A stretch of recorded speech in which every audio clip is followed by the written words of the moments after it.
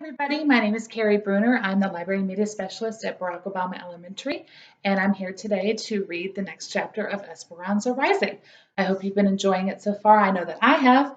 And the next chapter is called Las Cebollas, which means the onions. So let's see what happens. We're here, said Isabel, as the truck turned into camp and slowed to a crawl. Esperanza stood up and looked over the cab. They were in a large clearing, surrounded by grape fields. Row upon row of white wooden cabins formed long lines, connected like bunkhouses. Each cabin had one small window and two wooden steps that led to the door.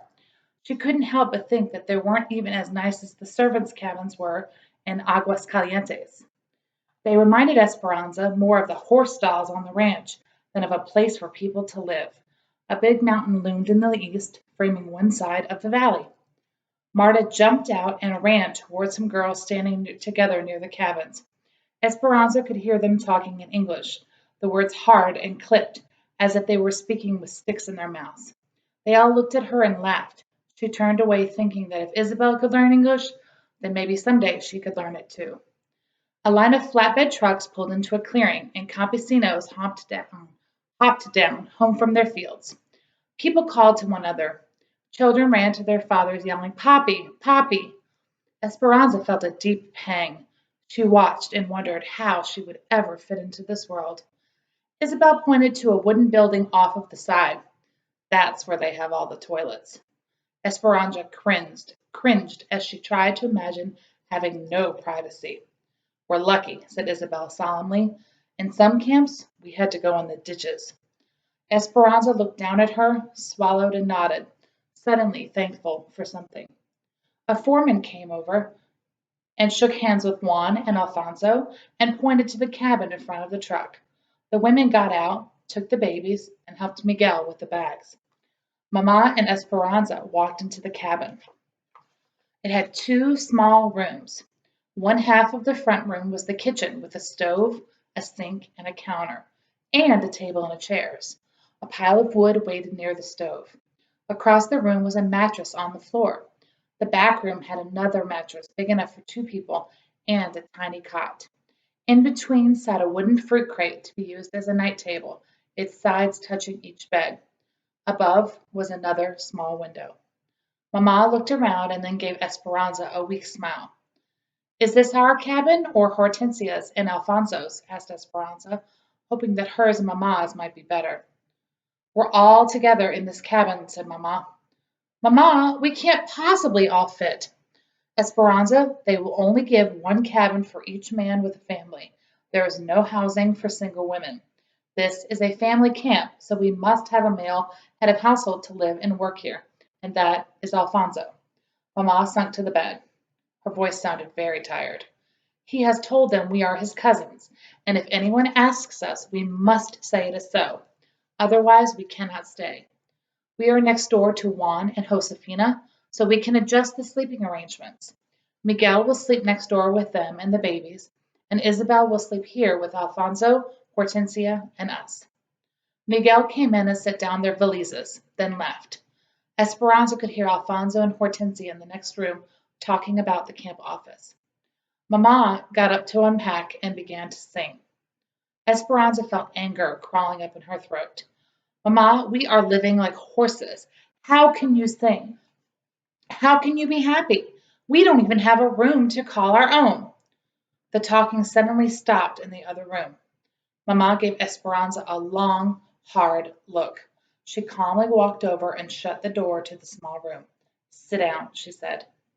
Esperanza sat on the tiny cot, its springs screeching. Mamma sat on the bed opposite her, their knees almost touching. "Esperanza, if we had stayed in Mexico and I had married Tio Luis, we would have had one choice, to be apart and to be miserable. Here we have two choices, to be together and miserable or to be together and happy. Mija, we have each other and Abuelita will come. How would she want you to behave? I choose to be happy. So which will you choose?" She knew what Ma wanted to hear. "Happy," she said quietly. "Do you know how lucky we are, Esperanza? Many people come to this valley and wait months for a job. Juan went to a lot of trouble to make sure we had this cabin waiting for us when we got here. Please be grateful for the favors bestowed upon us." Mamma bent over and kissed her, and then left the room. Esperanza lay down on the cot. A few minutes later, Isabel came in and sat on the bed. "Will you tell me what it was like to be rich?" She looked at Isabel, her eyes anticipating some wonderful story. Esperanza was quiet for a moment, clinging to one possible thought. Then she said, "I am still rich, Isabel. We will only be here until Abuelita is well enough to travel. Then she will come with her money, and we will buy a big house. A house that Papa would have been proud for us to live in. Maybe we will buy 2 houses, so that Hortensia, Alfonso, and Miguel can live in one and work for us again. And you can visit us, Isabel. You see, this is only temporary. We will not be here for very long." "De veras?" asked Isabel. "Yes, it is the truth," said Esperanza, staring at the ceiling that someone had covered with newspaper and cardboard. "My papa would never have wanted us to live in a place like this." She closed her eyes and heard Isabel tiptoe out of the room and shut the door. The weariness from the days of travel flooded over her, and her mind wandered from people peeing in ditches, to Marta's rudeness, to the horse stalls at El Rancho de las Rosas. How could she ever be happy or grateful when she had never been more miserable in her entire life? When Esperanza opened her eyes again, it was almost light, and she heard Mamma, Hortensia, and Alfonso talking in the next room. She had slept through dinner and the entire night.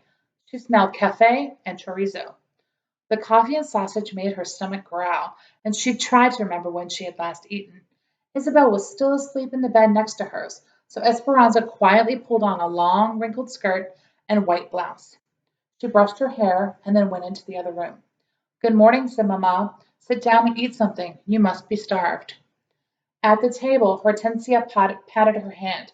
"You missed going to the foreman's office last night. We signed the papers to live here. We already have work today." Mamma put a plate of tortillas, eggs, and sausage in front of her. "Where did all this food come from?" asked Esperanza. "Josefina," said Hortensia. "She brought some groceries until we can go to the store this weekend."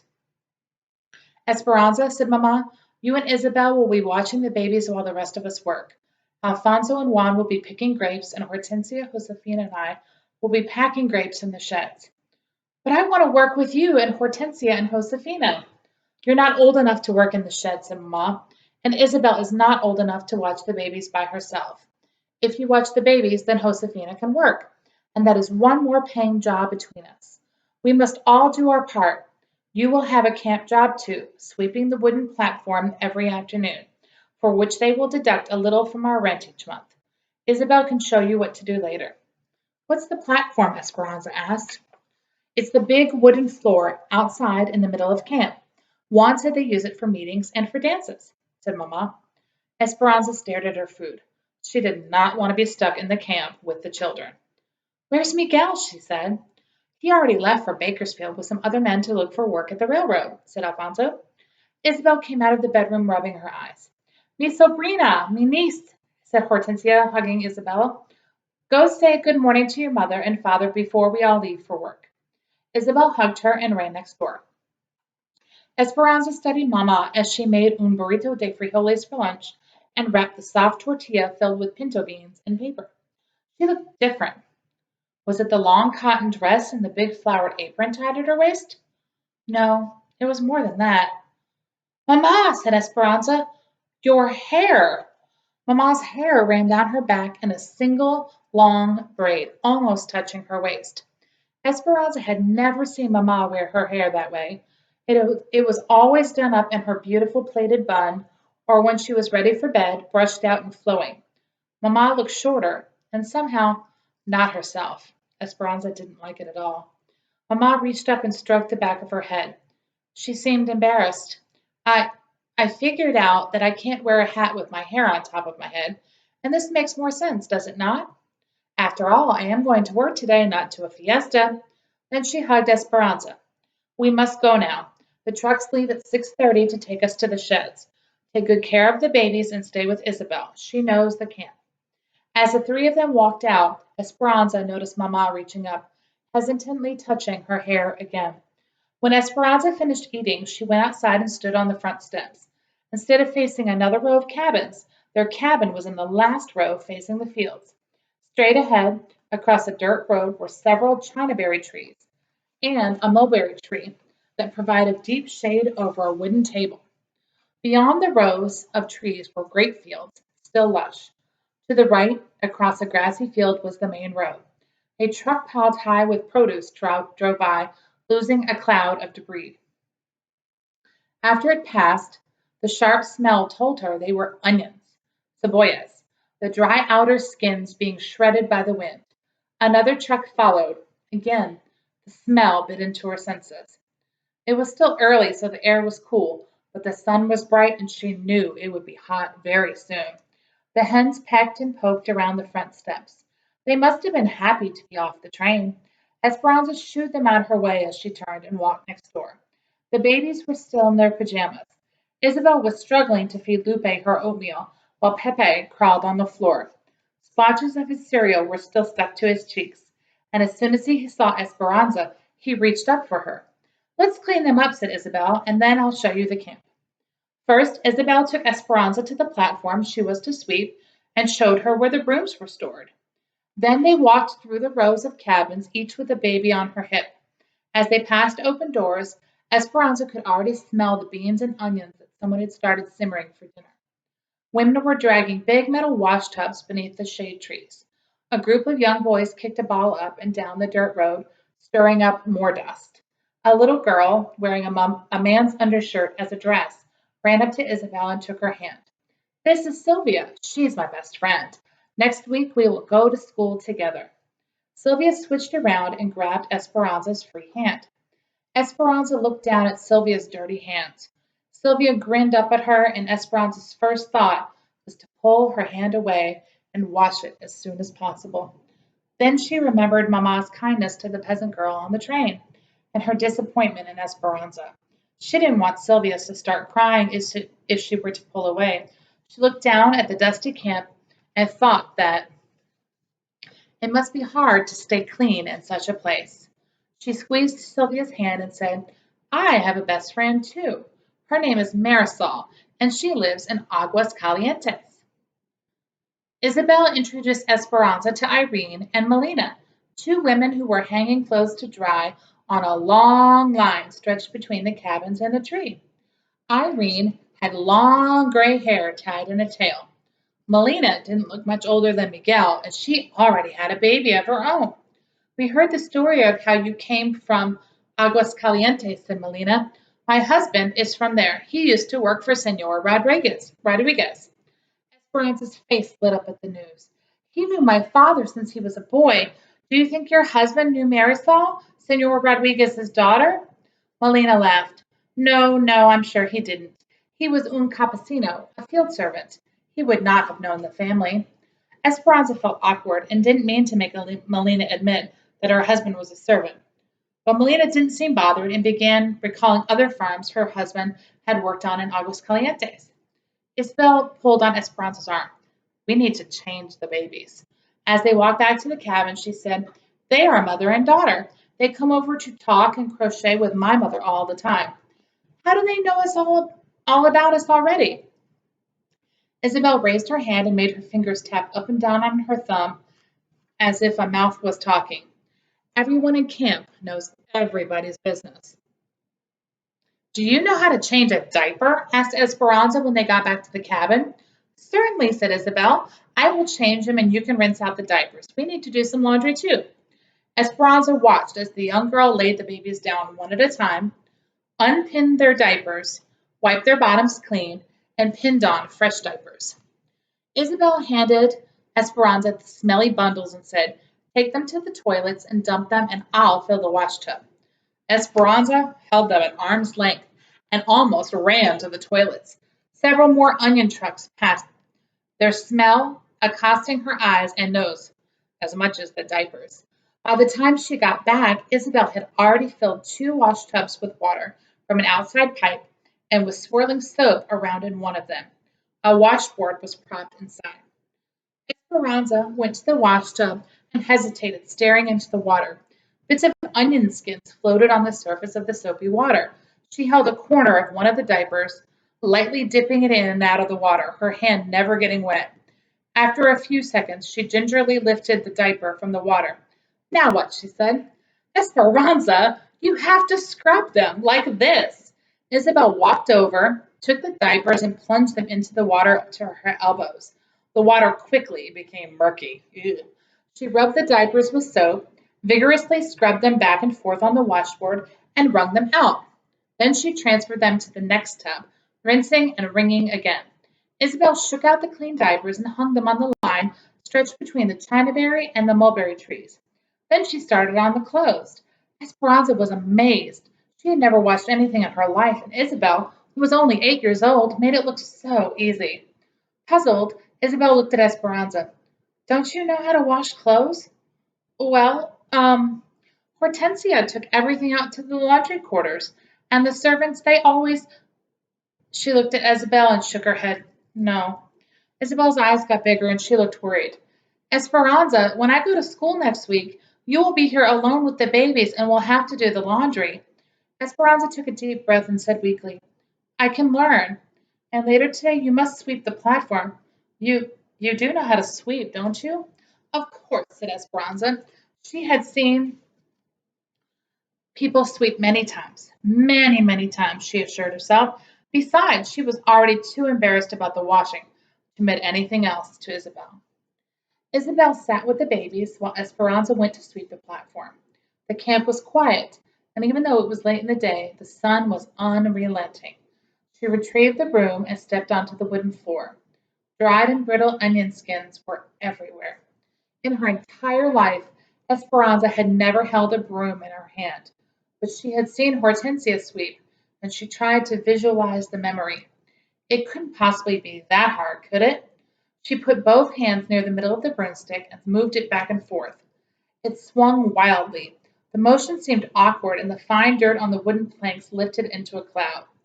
Onion jackets flew into the air instead of gathering together in a neat pile like Hortensia's. Esperanza's elbows did not know what to do. Neither did her arms. She felt streams of perspiration sliding down her neck. She stopped for a moment and stared at the broom as if willing it to behave. Determined, she tried again. But she hadn't noticed that several trucks were already unloading workers nearby. Then she heard it. First a small tittering, and then louder. And she turned around, and a group of women were laughing at her. In the middle of the group was Marta, pointing. "La Cenicienta! Cinderella!" she laughed. Burning with humiliation, Esperanza dropped the broom and ran back to the cabin. In her room, she sat on the edge of the cot, her face flushed again at the thought of the ridicule. She was still sitting there staring at the wall when Isabel found her. "I said I could work. I told Mamma I could help, but I can't even wash clothes or sweep the floor. Does the whole camp know?" Isabel sat down on the bed next to her and patted her back. "Yes, they do." Esperanza groaned. "Oh, I will never be able to show my face again." She put her hands in her head. She put her head in her hands until she heard someone else come into the room. Esperanza looked up to see Miguel, holding a broom and a dustpan, but he wasn't laughing. She looked down and bit her lips so she wouldn't cry in front of him. He shut the door, then stood in front of her and said, "How would you know how to sweep a floor? The only thing that you ever learned was how to give orders. That's not your fault, Anza. Look at me." She looked up. "Pay attention," he said, his face serious. "You hold the broom like this, one hand here and the other one here." Esperanza watched. "Then you push like this, or pull it towards you, like this. Here, you try," he said, holding out the broom. Slowly, Esperanza got up and took the broom from him. He positioned her hand on the handle. She tried to copy him, but her movements were too big. "Smaller strokes," said Miguel, coaching, "and sweep all in one direction." She did as he said. "Now, when you get all the dirt into a pile, you hold the broom down here, near the bottom, and push the dirt into the pan." Esperanza collected the dirt. "See, you can do it." Miguel raised his thick eyebrows and smiled.